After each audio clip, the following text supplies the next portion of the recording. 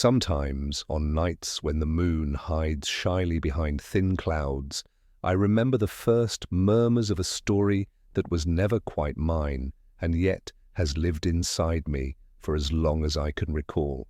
It begins far from the noise of cities, in a hollow of land where mist gathers as dawn loosens its first threads of light. There, a quiet valley waited, and in that valley a stream wound like a silver ribbon through soft grass and stones worn smooth by time. On a morning when the sky was pale with sleep, a child was born beside that stream. He arrived so quietly that even the birds stayed still, and a faint hush rolled across the meadow, as though the world wanted to listen. The people who lived near the river's bend had long believed that water carries memory.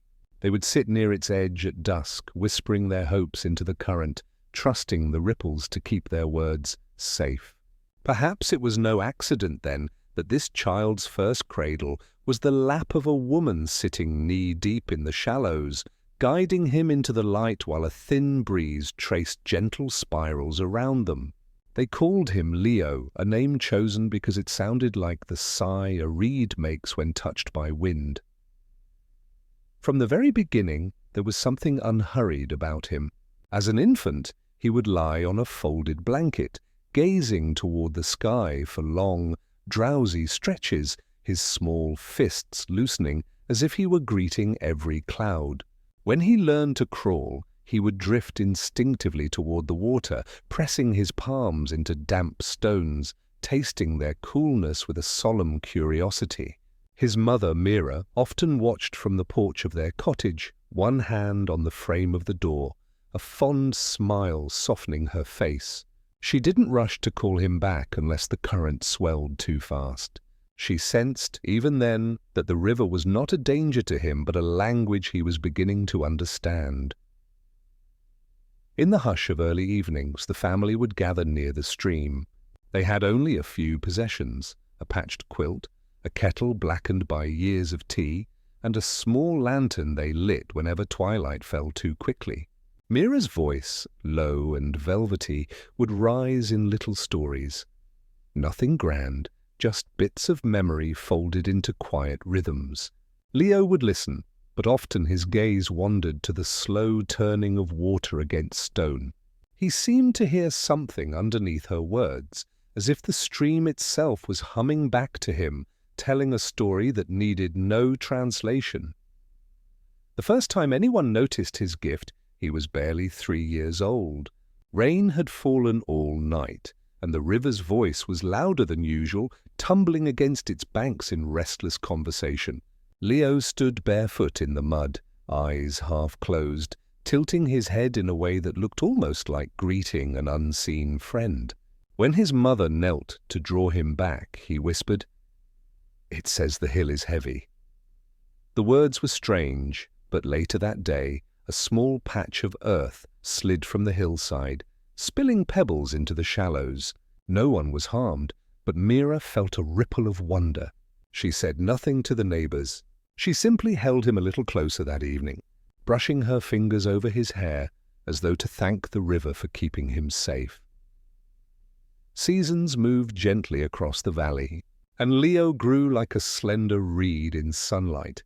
He learned to toddle along the grassy banks, collecting fallen leaves and dropping them into the current, just to watch how far they would float before vanishing around a bend. Sometimes he would crouch, hands on knees, and hum soft tunes of his own invention, letting the sound mix with the gurgle of water. Villagers walking past would pause, warmed by the sight, and leave with a calmer step than when they arrived. There was a quiet generosity in him, though he did not yet know how rare such a thing could be. When he turned 5, an old fisherman named Renan began to visit their home. Renan's joints were stiff from years of casting nets, but his eyes were bright with patient humor. He would sit beside Leo, showing him how to skip stones or tie knots in lengths of twine. The boy took to him quickly, sensing in the old man a rhythm not unlike the river's own, steady, accepting, unafraid of silences. Often the two of them would spend long afternoons together, speaking little, listening to the burble of water and the wind threading through reeds. There were no lessons announced, yet somehow every shared moment left a trace of understanding.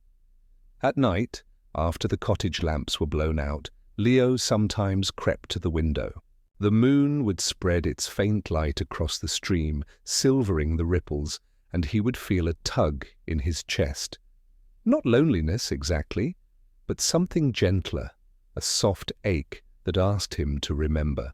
He didn't know what it was he was supposed to hold on to, only that there was meaning in the quiet, in the way the current never hurried yet always moved forward.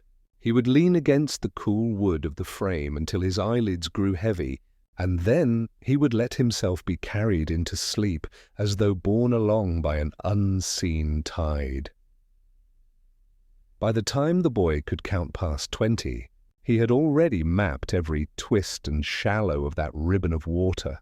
He had favourite stones where he liked to sit, toes in the stream, watching minnows dart like drifting stars. Some mornings he would wake early, slipping out before anyone stirred, and greet the dawn alone. He never felt lonely there. Even the mist seemed to keep him company, draping around his shoulders with the softness of an old friend. Sometimes he whispered greetings to the river, and sometimes he simply listened, waiting for a phrase, an image, a pulse of understanding to rise from its depths. More often than not, what he received was no clear answer, only the steady reassurance of flow. Those who passed along the footpath sometimes saw him and wondered what he heard, but they rarely disturbed him. Perhaps they too felt the quiet that gathered whenever he sat still, a hush that was neither solemn nor sad, but tender, as though the world itself wanted to give him room. And so the boy remained, patient, thoughtful, half smiling at something only he could hear, while the valley settled around him like a soft exhale, preparing him for all that waited just beyond the curve of the years. Morning always arrived quietly in the valley, like a soft breath across the hills. Mist drifted from the stream and settled in thin folds over the grass, and Leo would stand in it, a small figure half hidden, watching the day loosen its pale light. He had begun to wander farther from the cottage, though never beyond the river's call. Sometimes he carried a tiny woven pouch where he kept treasures, smooth stones, a feather shed by a heron, a scrap of blue cloth he'd found snagged on a branch. They were not rare things, but to him they felt like pieces of a larger hush, clues the world left for anyone willing to notice. On one of those early walks he followed the current until it led him to a clearing lined with pebbles the size of apricots. He crouched among them, brushing away the thin film of dew, and discovered that if he struck two together very lightly, they gave off a tender ring, as if a bell had been folded into stone. He spent a long while tapping and arranging them, forming a wavering song that only he and the morning birds seemed to hear. When he finally carried a few home, Mira watched from the doorway, her shawl drawn around her shoulders. She didn't ask what the stones meant. She only said, "Keep them near the window so the sun can greet them." Her voice, calm and deliberate, was part of the quiet education she offered, an invitation to treat simple things with reverence. As summer stretched across the valley, an older woman appeared along the footpath. She wore a coat the color of faded violets and leaned on a staff carved with river shapes. The villagers called her Anal. She stayed near the water for days at a time, tending small nets or sitting on a folding stool to sketch what she saw. Leo felt shy at first, but her eyes carried a warmth that seemed to open doors inside him. One afternoon she beckoned him over and placed a tiny tin cup in his hands, filled with clear river water. "Sip slowly," she whispered, "and thank the stream when you're done."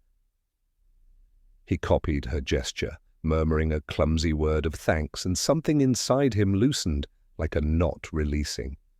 Anel taught him how to watch the current. Not only its surface glimmer, but the deeper sway beneath. She spoke of patience, of the way every bend has its own voice, and how water remembers every touch. Together they gathered herbs that grew along the bank, mint for tea, soft rushes for weaving mats. She never pressed questions about the whispers he sometimes caught from the water. Instead, she gave him room to grow comfortable with listening. To Leo, she felt like a keeper of gentle codes, someone who believed that answers should arrive as slowly as fog lifting from a meadow. Evenings in those months settled like a lullaby. Mira and Rainan would sit near the porch while Anil hummed tuneless melodies, her staff resting by her knees. Leo curled at their feet, pebbles spread in a careful arc beside him. The scent of damp earth mixed with wood smoke, and the river went on, speaking just beyond the grass. He didn't yet understand how rare it was to live in a place where every element, people, water, air, seemed to agree on kindness. One twilight, while Mira mended a sleeve and Anel prepared tea, Leo felt a faint pull to the far edge of the clearing. A shallow channel of water trickled there, lined with moss. He leaned close and heard a phrase, or maybe only a sound, shaped like meaning, "Stay open." The message settled somewhere in his chest. He could not explain it, but it felt trustworthy, like the low thrum of earth beneath bare feet. He returned to the firelight, carrying that calmness with him as though it were a lantern. By the time autumn arrived, he and Anel had built a small ritual. At dawn they would drop a pebble into the stream and watch the circles widen until they vanished. "Every life leaves a ring," she said once. "Even if you don't see where it ends, it keeps moving." Leo repeated the line quietly, storing it for later years. It was not advice in the way people often give advice. It was more like a kindness disguised as a sentence. The air cooled, and geese began to pass overhead, their wings tracing letters against the dim sky. Leo sometimes felt a faint ache at their leaving, though he couldn't name why. Anel told him that feelings don't always need names. Sometimes they're meant to drift, like feathers on the surface of a pond. He liked that thought. He liked, too, the way the valley held every sound as if promising it would not be lost. When the first frost touched the reeds, Anel packed her sketches and told Mira she would return before the next thaw. She squeezed Leo's hands in hers, warm and rough from rope and paper. "Keep listening," she murmured. He nodded, understanding more than words aloud.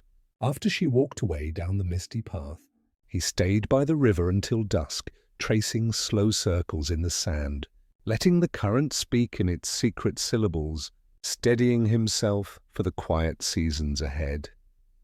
Winter entered gently, blanketing the valley in soft hush rather than sharp winds.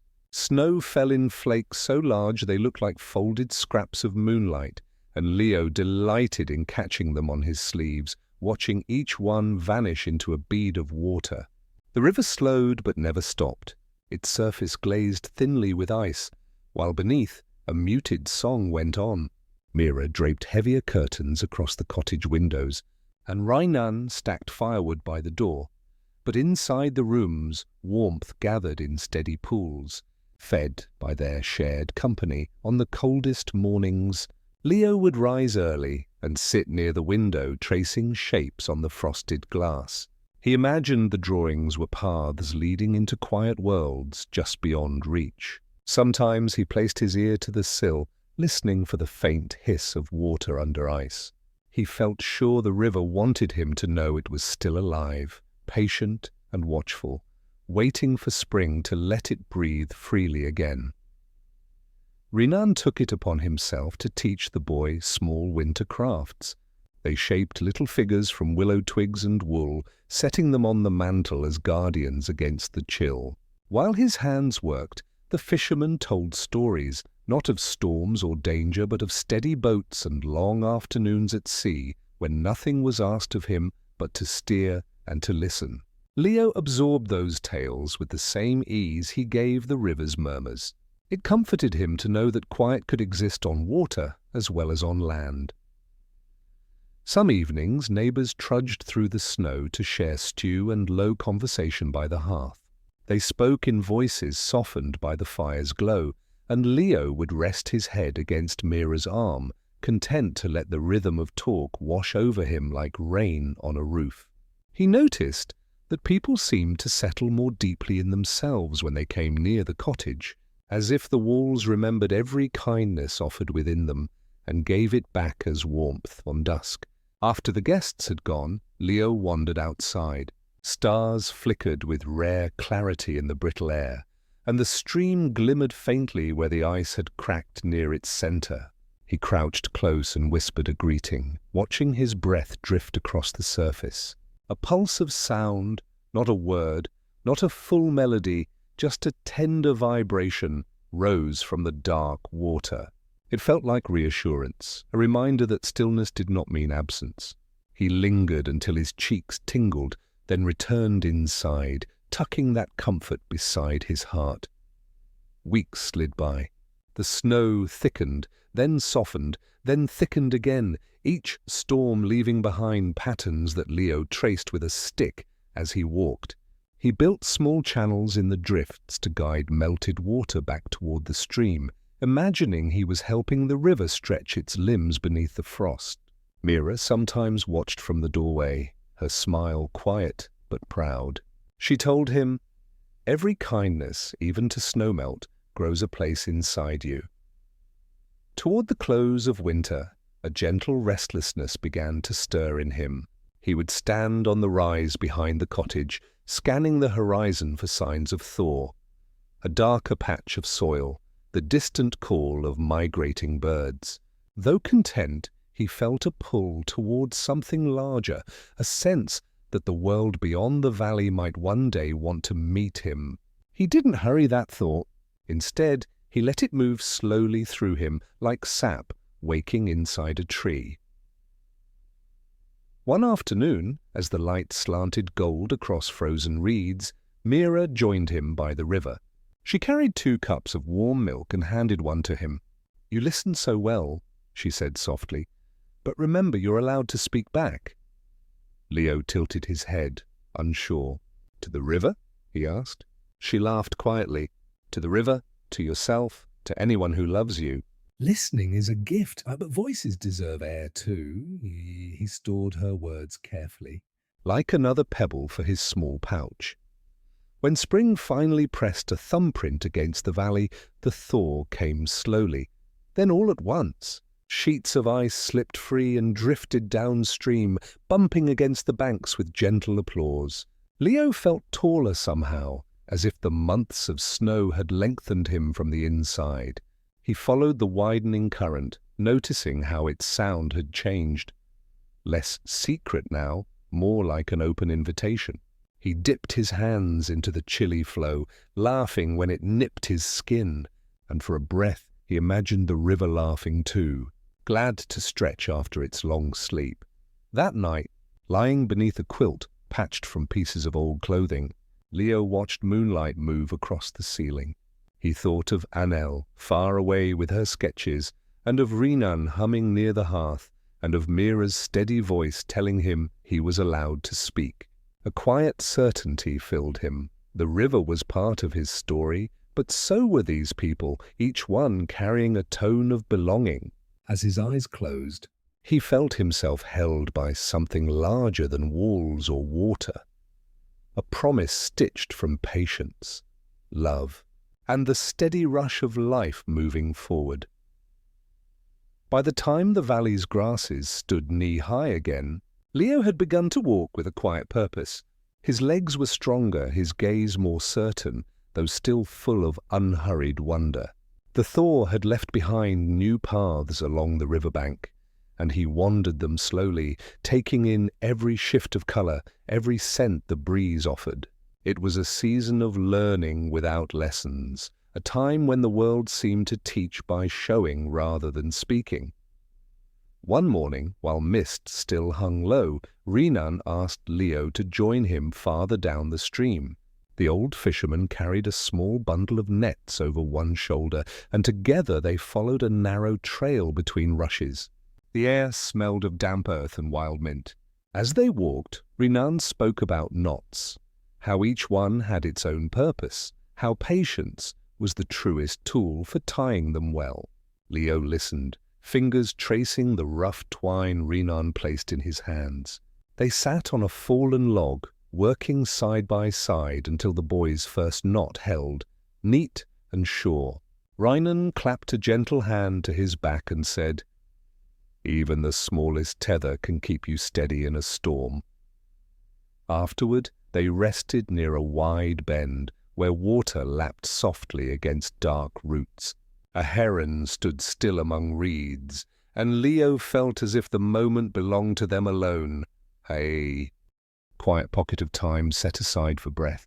He had begun to sense how much meaning could hide in pauses, in the way Rinan set his oar down before speaking, or how Mira's silence often carried as much care as her words.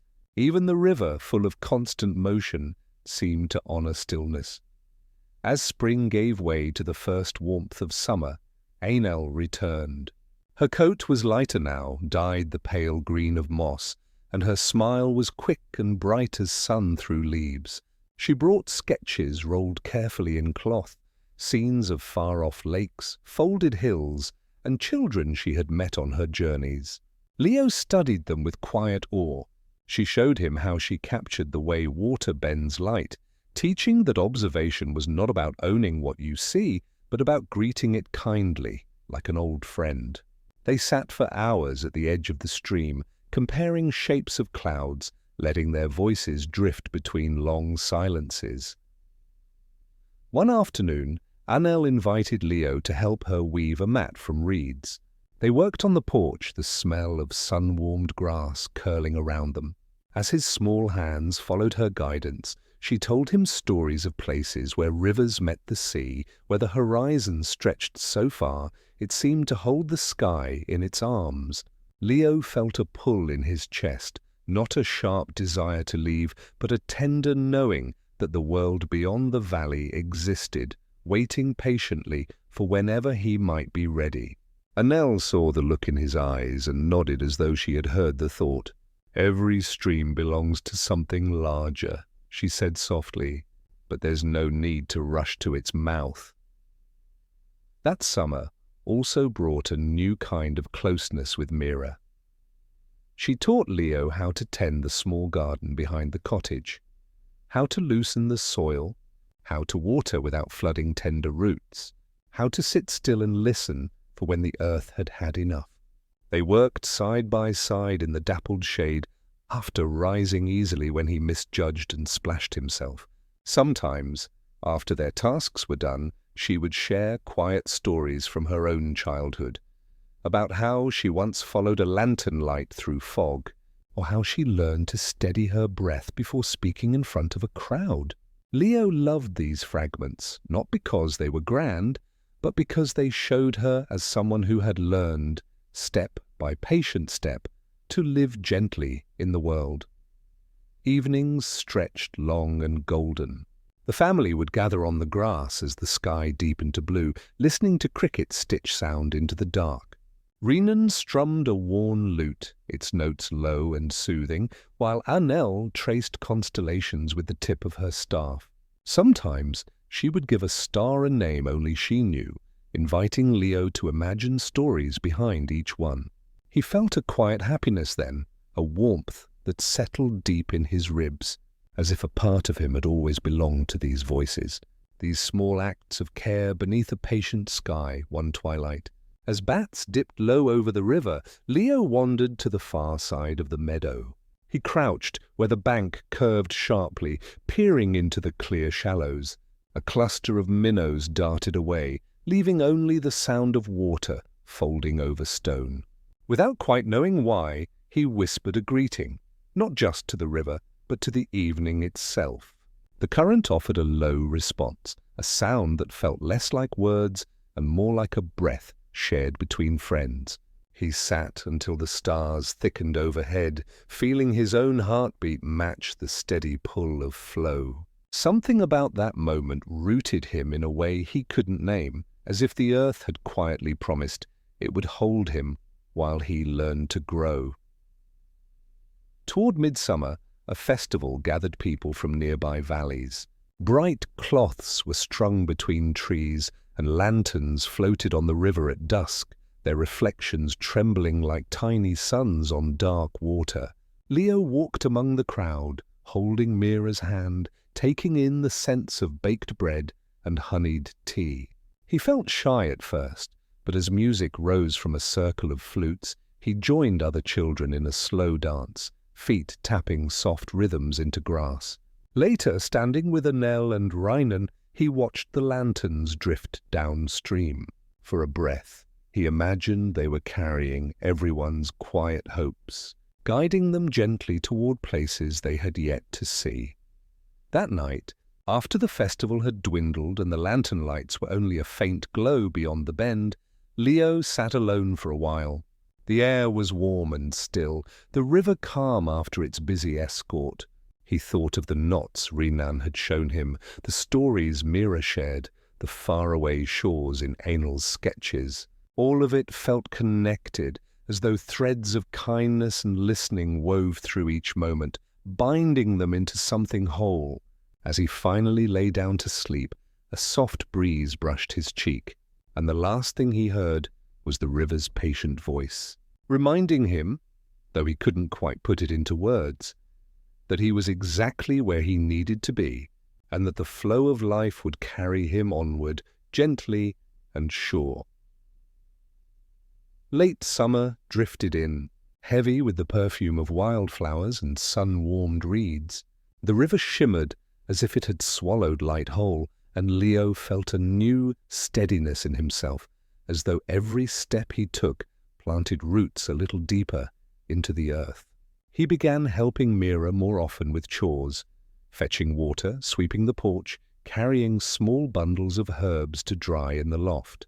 These were quiet tasks, but they left him with a sense of belonging, like pebbles settling perfectly into place at the bottom of a clear stream. One afternoon, Anel led him to a shaded hollow near the river where a fallen tree made a natural bench. She asked him to close his eyes and listen. At first, all he heard was the familiar ripple of water and the rustle of leaves.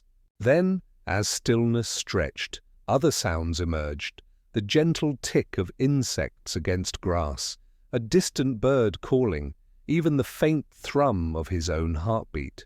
"The world speaks softly," she murmured. "If you wish to hear it, you must learn to leave space." Her words settled inside him like smooth stones, shaping the way he would meet silence from then on. That evening, Leo sat with Reinan beside a slow fire. The fisherman told him about days when the sea looked like polished glass, when waiting for a catch felt less like work and more like prayer. He showed Leo how to mend a tiny tear in a net, guiding his fingers through the loops with patient care. "Every knot is a promise," Reinan said. "You tie it to keep something safe, even if you never see it again." Leo thought of the festival lanterns drifting far beyond sight, and felt a quiet understanding bloom. The days that followed unfolded in a tender rhythm. He tended the garden, learned which herbs liked morning sun and which thrived in shade. Mira taught him how to stir broth so flavors spread evenly, and how to leave space at the top of a jar when storing preserves, so air could breathe between sweetness and glass. Leo found pleasure in these small teachings, sensing they were threads of care handed down gently, asking nothing but attention. One golden afternoon he lay on his stomach near the water's edge, chin propped on folded arms. The river, full and slow, seemed to sigh against the stones. Without thinking, he whispered questions about where it came from, how far it traveled, what it loved most about the world. There was no clear reply, only the familiar hush, yet he felt as though the current was smiling, glad to be noticed. For the first time he sensed that listening was not only about receiving, it was also a way of offering himself, an act of quiet giving. Nights were warm, carrying the smell of sweet hay. Sometimes he woke to hear crickets or the faint snuffle of a fox in the distance. Lying in the half-dark, he felt the valley breathing around him, a living, patient presence. He would drift back to sleep with gratitude stitched lightly into his chest, as steady as the river itself. When autumn began its slow descent, the valley softened into deeper tones. Leaves turned amber and rust, and a crispness gathered in the air. Leo helped Mira gather fallen apples, placing them carefully into baskets so none would bruise. Renan stacked logs beneath a lean-to, humming under his breath, while Anal sketched the shifting colors from the porch. Everything in those weeks seemed to lean toward gentleness, as if preparing for a rest. One day, Anel invited Leo to walk upriver with her. They followed a trail where the banks narrowed and rocks jutted like resting animals. She spoke about rivers as teachers, how they teach you to flow, but also to know when to pause. They stopped near a pool where fallen leaves floated, spinning slowly on the surface. Leo crouched to watch, thinking how each leaf was carried yet also allowed to linger. He wondered if people too were meant to have such balance, to move but not rush. They found a quiet clearing and shared bread and tea. Anel asked if he still heard the stream speak. He nodded but admitted he didn't always understand. She smiled. "Understanding isn't always the goal," she said. "Sometimes it's enough to let the sound remind you that you belong somewhere." Her words wrapped around him like a soft shawl, warming the spaces words often leave empty.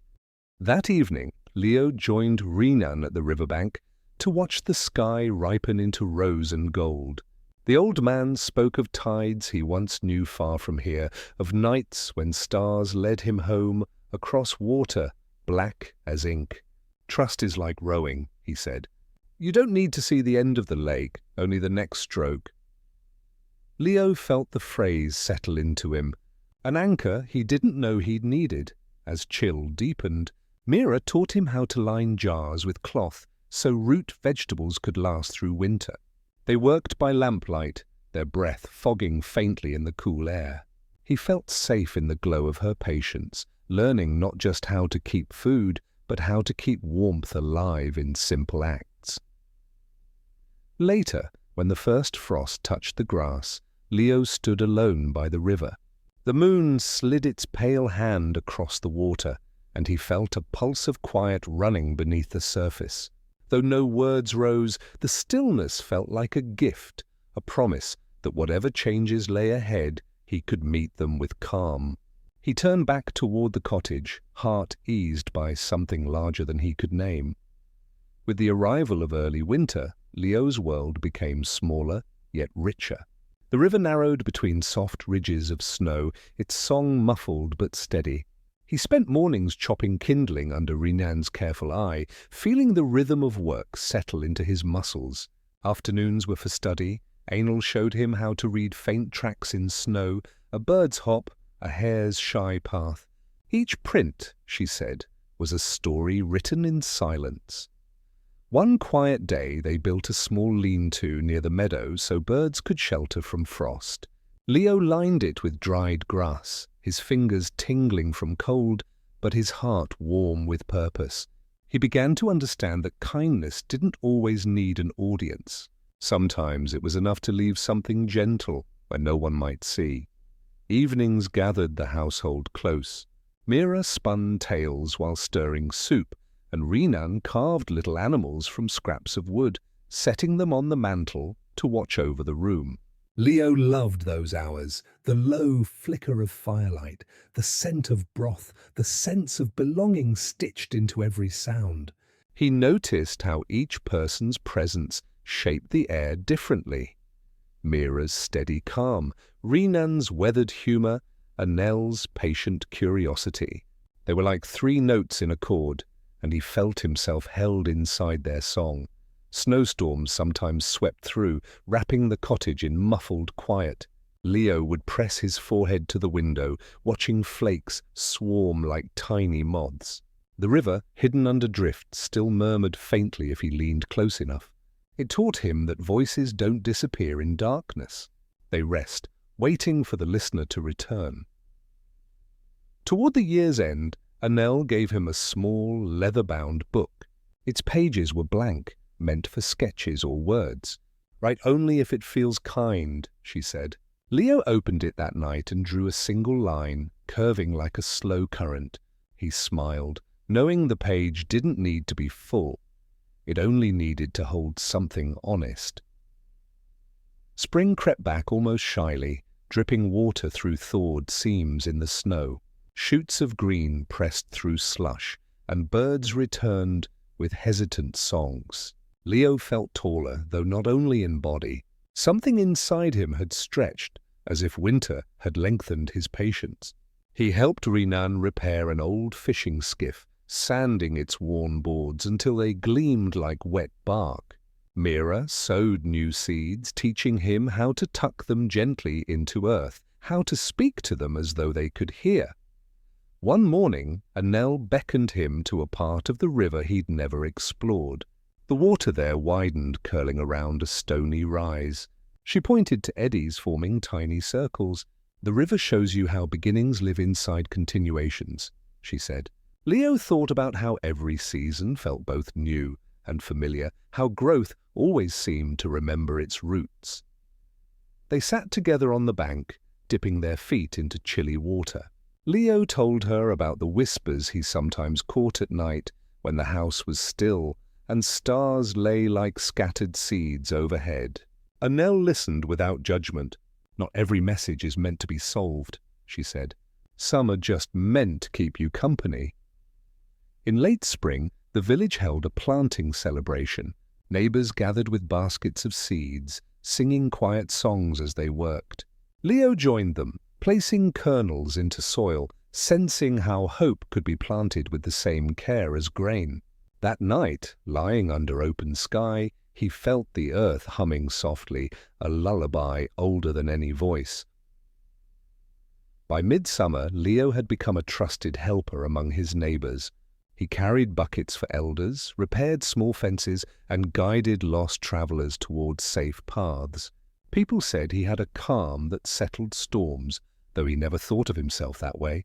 To him, these acts were simply another language of the river, an echo of its steady offering.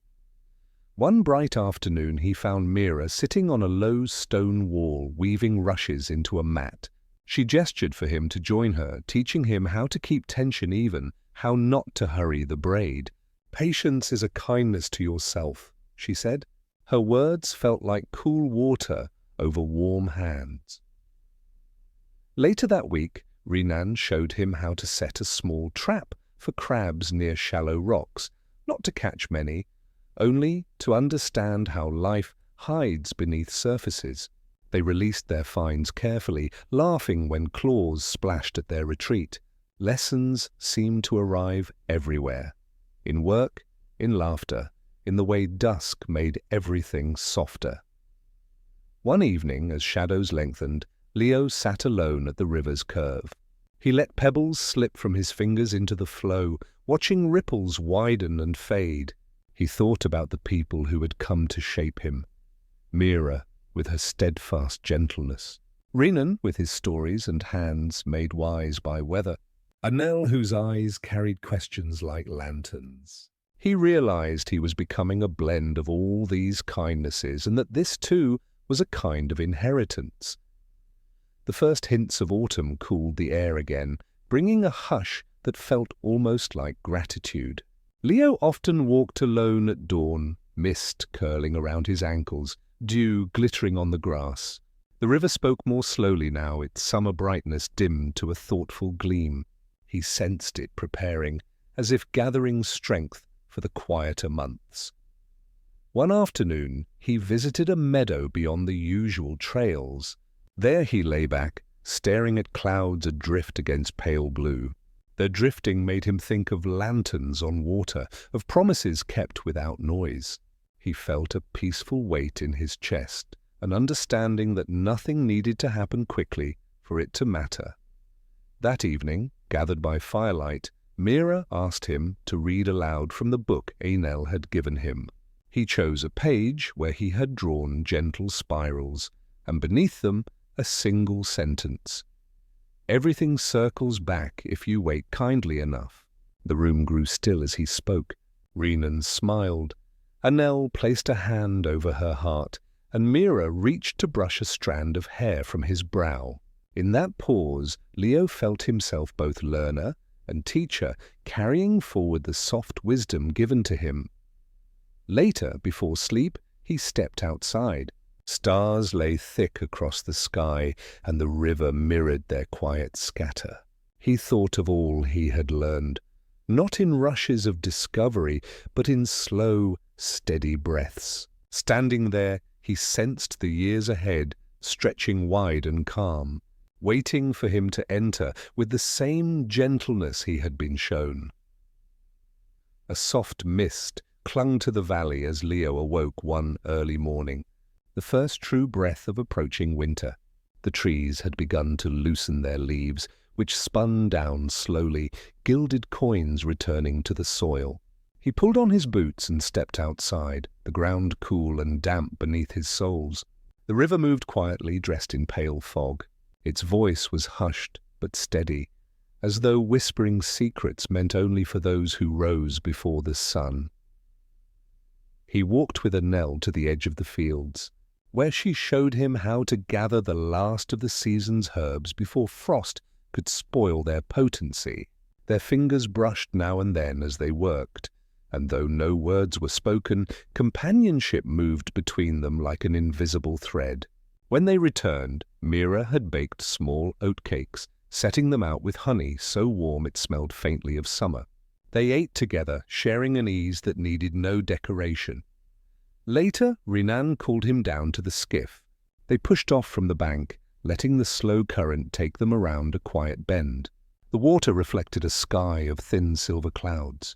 Renan spoke about the importance of tending to simple things, mending a torn sail before it becomes a hole, noticing a friend's silence before it hardens into distance. "Care is lighter when you carry it early," he said. Leo watched the ripples trail behind them and felt the words settle, promising to keep them safe inside himself.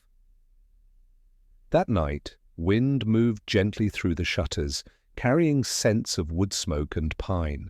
Leo lay awake for a time, thinking of how each day built softly upon the last, like stones laid carefully to make a path. The hush around him felt alive, not empty. He closed his eyes, trusting that the quiet would hold him until morning. Snow began to fall in delicate threads, weaving white lace across the valley. Leo woke to find the garden blanketed, each stem and fence post tipped with frost. Mira handed him a shawl and asked for help, bringing in jars from the shed so they would not crack in the cold. They worked slowly, their breath curling in pale clouds, laughter brightening the chill.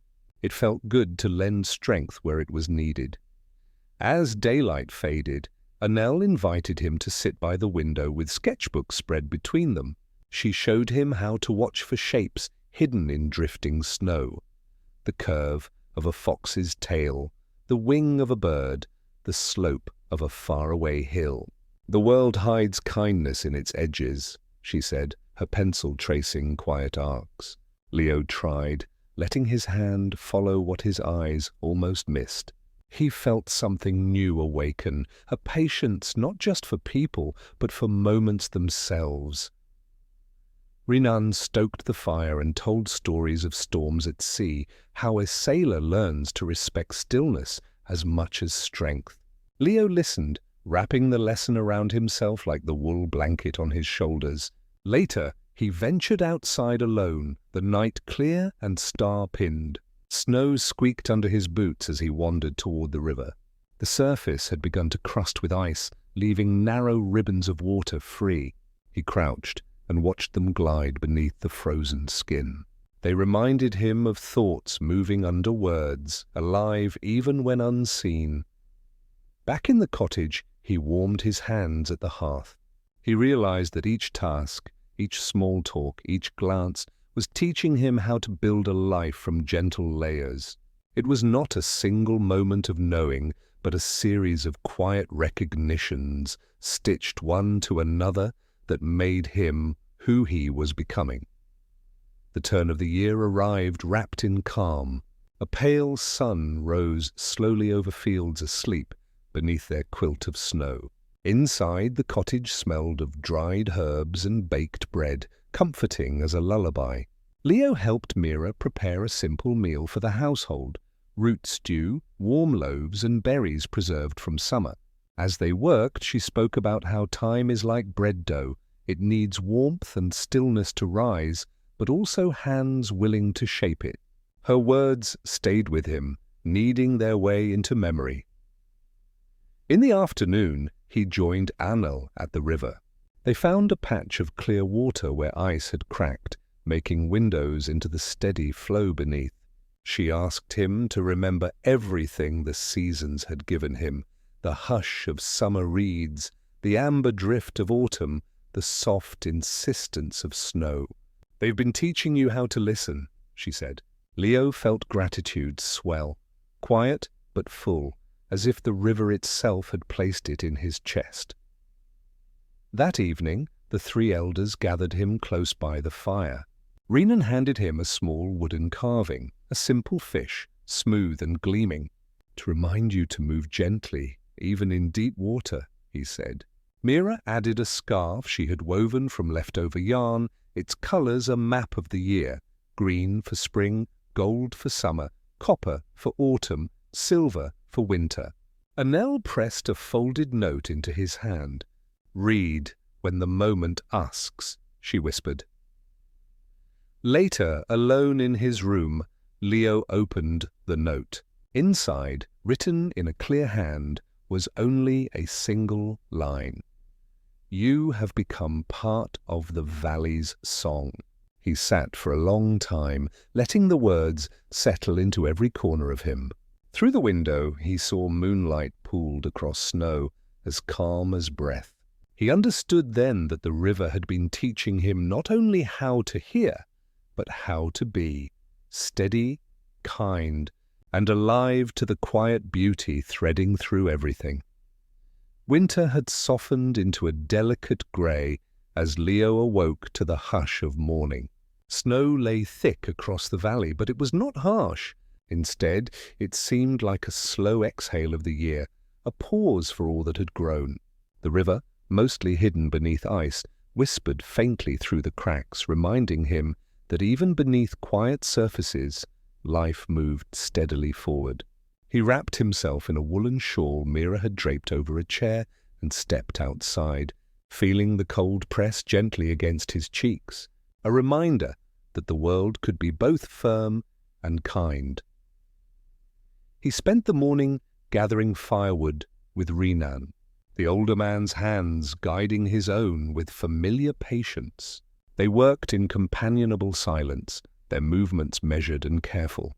Every log carried a story: the growth of the tree, the weight of its branches, the warmth it would give when burned.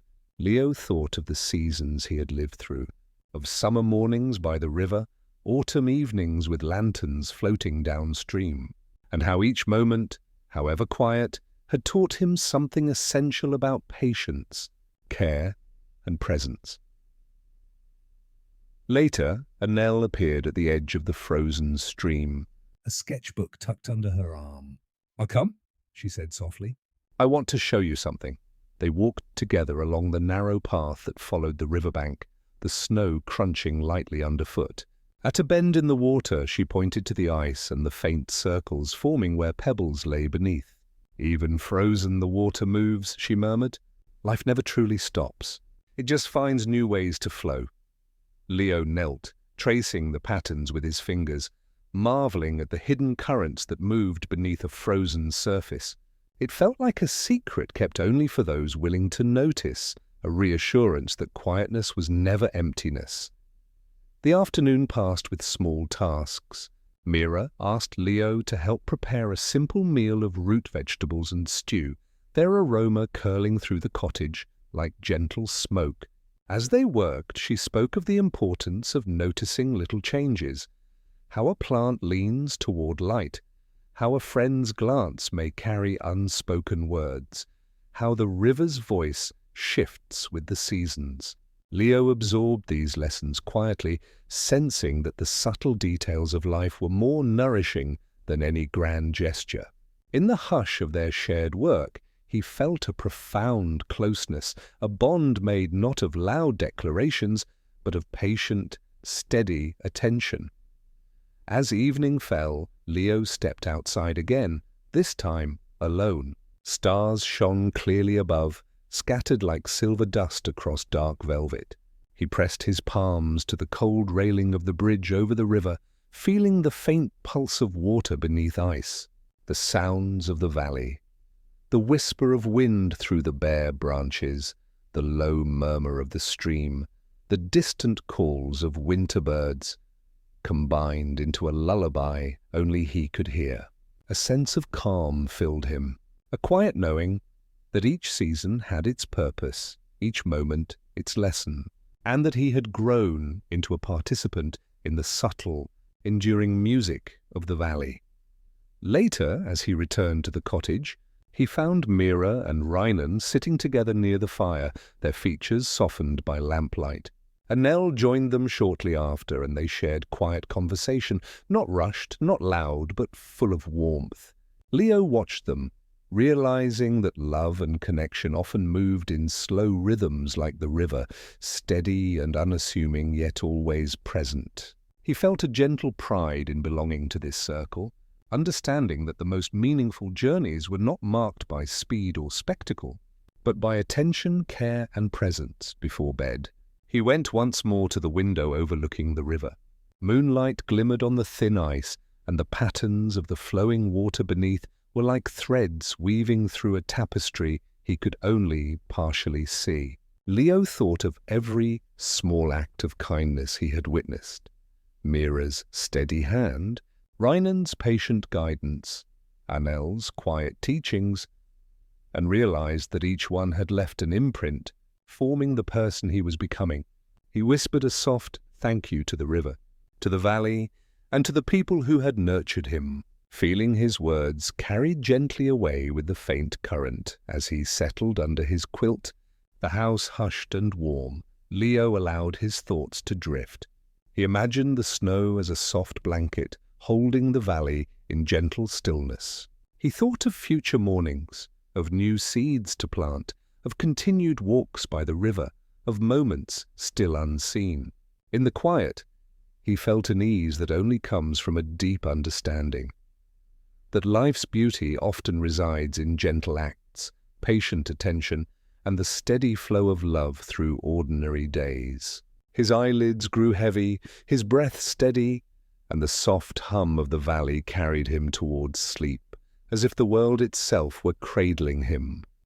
The valley held its breath as the last snow melted, and the first hints of spring pressed softly into the soil. Leo stepped outside early, the morning air crisp and fragrant with damp earth and budding green. The river, now freed from ice, moved with quiet persistence, its gentle voice carrying far and wide. He felt a soft thrill in knowing he had witnessed so many cycles of the year, each season shaping him, teaching him, and letting him grow without haste. He wandered to the meadow, noticing how small changes had taken root over time. Tiny shoots pushed through softened earth, and early flowers lifted pale heads toward the sun. He thought of the river, of currents flowing beneath ice, beneath stillness, beneath what seemed like empty space, and realized that life often moved in ways unseen, yet steady and true. Even the quietest moments carried lessons, patience, care, and the understanding that growth is rarely loud, but always profound. Mira met him there, carrying a basket of freshly gathered herbs. She smiled, warmth in her eyes, and together they wandered through the soft grass, collecting small tokens of the season. Her laughter was quiet, gentle, like wind through leaves, and Leo felt its touch as keenly as the sunlight on his skin. Each step they took was unhurried, filled with a sense of presence that seemed to expand the very air around them. He understood now that love and care were often expressed in subtle rhythms, in shared work, in thoughtful observation, in hands held in quiet companionship. Rynan joined them later, and together they walked toward the riverbank. He carried a small net and showed Leo how to release tiny fish gently back into the current, observing their paths as they swam free. "Life moves onward," Renan said softly, "and sometimes your role is only to guide, not to hold." Leo nodded, seeing how all the lessons he had absorbed from Anil, Mira, and Rainan were threads of the same truth.